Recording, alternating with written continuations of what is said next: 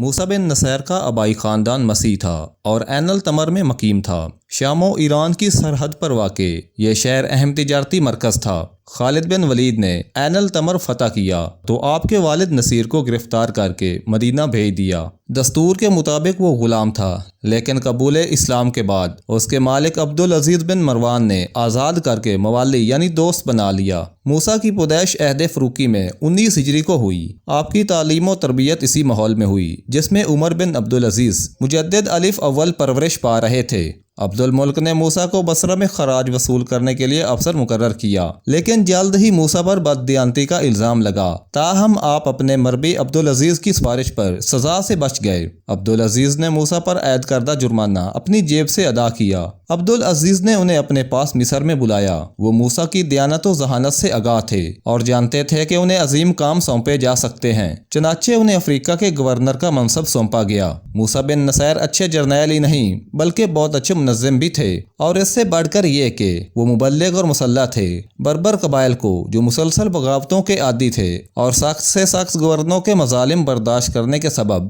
مسلمانوں سے متنفر ہو رہے تھے، ایک ایسے ہی مسلح کی ضرورت تھی جو ان کے نظریات کی تطہیر کر سکے، اسلامی اقدار کو ان کے دلوں میں بٹھا سکے اور انہیں اسلام کے مبلغ بنا دے۔ موسیٰ بن نصیر افریقہ پہنچے تو انہوں نے قبائل میں گھل مل کر انہیں یقین دلایا کہ مسلمان کی حیثیت سے ان میں اور موسیٰ میں کوئی فرق نہیں اور وہ انہی میں سے ہیں۔ اس نئے انداز پر بربر قبائل کو خوشگوار حیرت ہوئی۔ موسیٰ کے فوجی کمانڈر طارق بن زیاد خود بربر تھے اور قوت ایمانی اور جذبہ جہاد سے معمور دل رکھتے تھے۔ طارق بن زیاد نے 7,000 بربر فوج کی دینی اور فوجی تربیت کر کے اسے کسی بھی بڑی مہم کے لیے تیار کیا۔ غرض کے بربر قبائل کو اعتماد میں لے کر انہیں متحد کر کے ان کی تربیت کر کے اور ان میں جذبہ جہاد پیدا کر کے فتح اندلس کا پہلا مرحلہ مکمل کیا گیا۔ فتح اندلس کاؤنٹ جولین کی طرف سے اندلس پر حملہ کی دعوت ملنے پر وہ وقت آ گیا جس کا مسلمانوں کو انتظار تھا۔ راڈریک کا ظلم واضح ہو چکا تھا، اس کی بد کرداری سامنے آ گئی تھی۔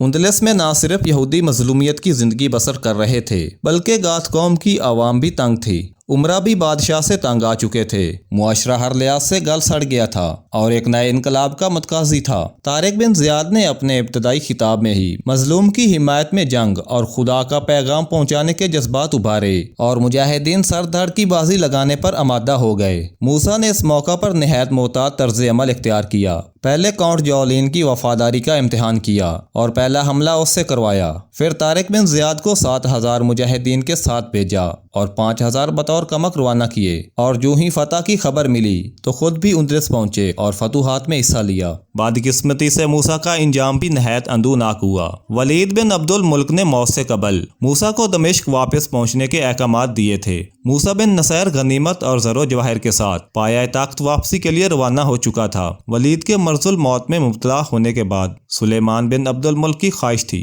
کہ موسیٰ کا ورود دمشق میں ولید کی موت کے بعد اور اس کی اپنی تخت نشینی کے وقت ہو، لیکن موسیٰ بن نصیر اپنے محسن اور مربی کی خدمت میں جلد از جلد حاضر ہو کر تحفے اور تحائف اور مال غنیمت پیش کرنا چاہتا تھا، لہذا سلیمان کی خواہش کے خلاف نہایت سرت سے پایہ تخت پہنچا۔ ولید کی طرف سے موسیٰ کی بے حد عزت افزائی ہوئی۔ انتقام کی آگ کو ٹھنڈا کرنے کے لیے سلیمان نے تخت نشین ہونے کے بعد موسیٰ کے تمام اعزازات اور مناصب سے یکسر محروم کر دیا اور اس کی تمام جائیداد ضبط کر لی۔ یہی نہیں بلکہ جب کسی صاحب اثر شخصیت کے ایمان پر موسیٰ کو قید سے نکالا گیا تو سلیمان نے اس پر کئی لاکھ کا جرمانہ نافذ کر دیا۔ موسیٰ اس قدر کثیر رقم بطور جرمانہ ادا کرنے کے قابل نہ تھا۔ کہاں فاتح اسپین کی حیثیت سے شاہانہ تذکو احتشام اور کہاں اب ایک تنگ دست انسان جو 2 لقموں کا بھی محتاج ہو۔ Thanks for watching and keep subscribing.